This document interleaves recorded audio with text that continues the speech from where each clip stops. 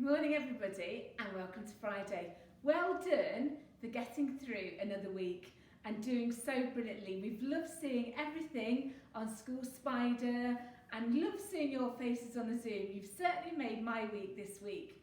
I've got two stories to share with you today, and I hope as we've been thinking about Children's Mental Health Week, that you've found lots of different things that you can do to really help your mental health. But the most important thing that I want you to do today is say thank you to the very special people that are in your house helping with your home learning. Give them a huge hug and tell them they've done an amazing job, because it's really, really hard when you're balancing work and home and all the things that you're doing. So give them a huge hug and just show them how grateful you are. Right, I've got two stories today. I love this. Kindness is my superpower.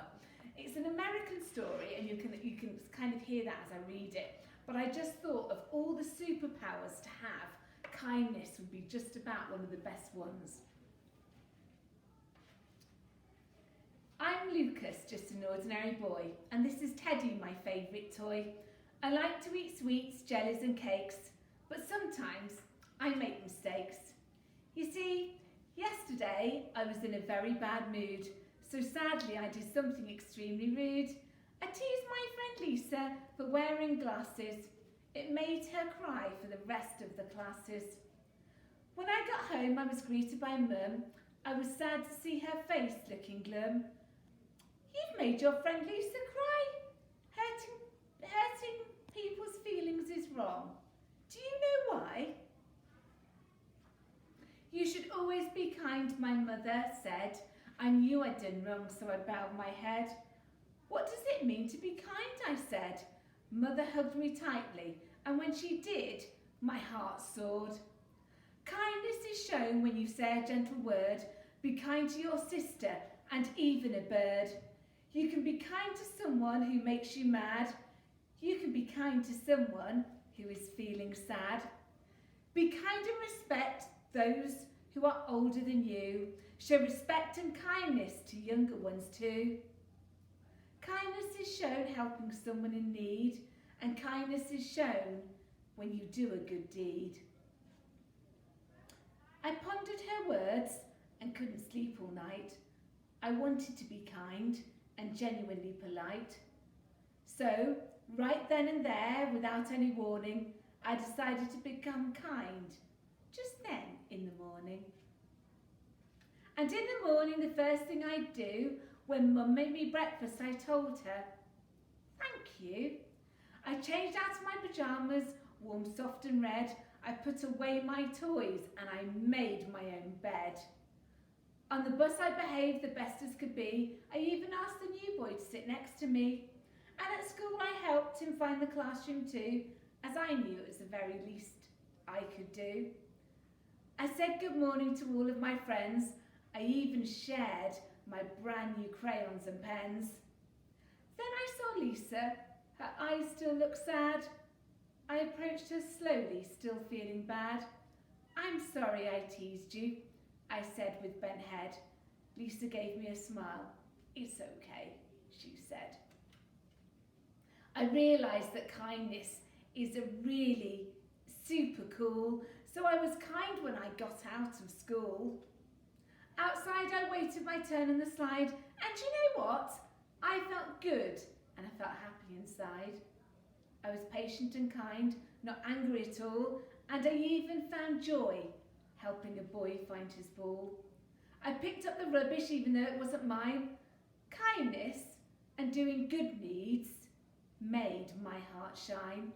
I love going shopping with my mum to buy food. Holding open doors put me in such a good mood.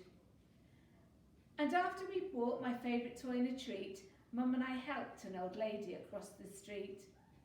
I continued to be kind, with joy and with glee, watching Dad fall asleep in front of the TV. He was sleeping on the sofa instead of his bed, so I covered him with a blanket and kissed his forehead. I helped my little sister tie her shoelace. I was glad to see that big smile on her face. Being kind is amazing for everyone's sake, like giving a neighbour a yummy piece of cake. I like to help mine water his flowers. It really seems kindness has magic powers. I no longer do mean things like I did before. I don't tease others and I don't slam the door. I stop being selfish and I share all my toys. I don't shout out loud or make too much noise. Kindness is something that anyone can learn, to give to others and nothing in return.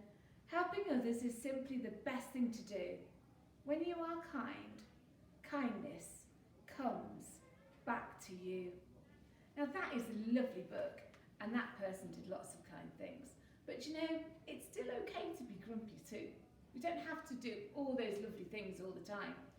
But after you've watched this, maybe you'll think of something really kind that you can do for somebody, even if it's just giving a smile and saying a thank you. Now, I wanted to read that, but as it was Friday, I thought we maybe needed 2 stories. And this story is called Shh, Quiet.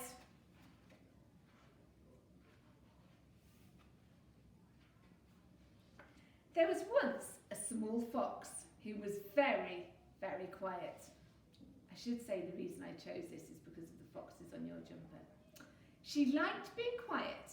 It meant she noticed all the small things in the forest and could make up wonderful stories about them. The only problem was all her friends were really, really noisy.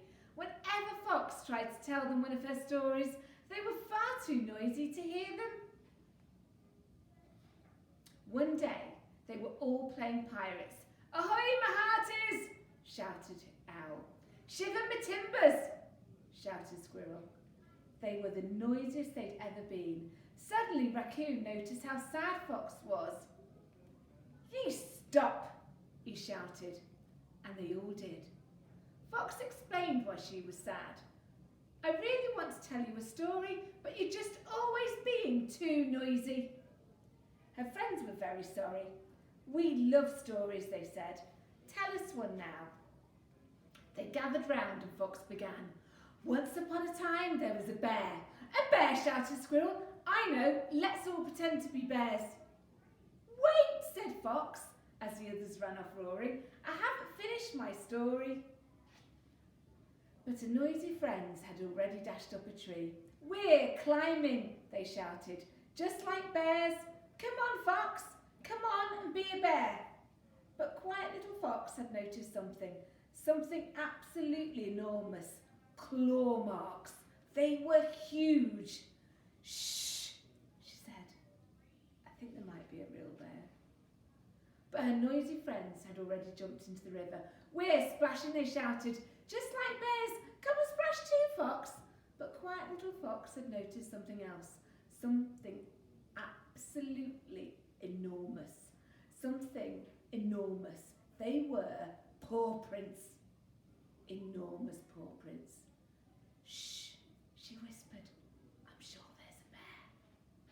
But her noisy friends were already scampering over the bridge. "We're roaring," they shouted, "just like bears. Roar!" But quiet little Fox had heard something worrying. A deep, big, rumbly, grouching growl. "Shh, quiet," she said. "I really think there's a bear." "Of course there's a bear," shouted the Squirrel. "We're all bears." And they carried on roaring. Fox felt the ground shiver and shake. It was definitely a bear. She had to warn her friends, but how on earth could she make them listen? She'd have to shout louder than she'd ever shouted before. "Be quiet!" Everyone heard her that time, and they all stopped shouting. Then Squirrel said, "I don't like being quiet."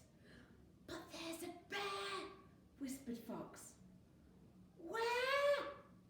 shouted her friends. "Rah!" roared the absolutely enormous real bear. "Quick, hide," said Fox. She pushed and tumbled and squeezed them inside an old tree trunk.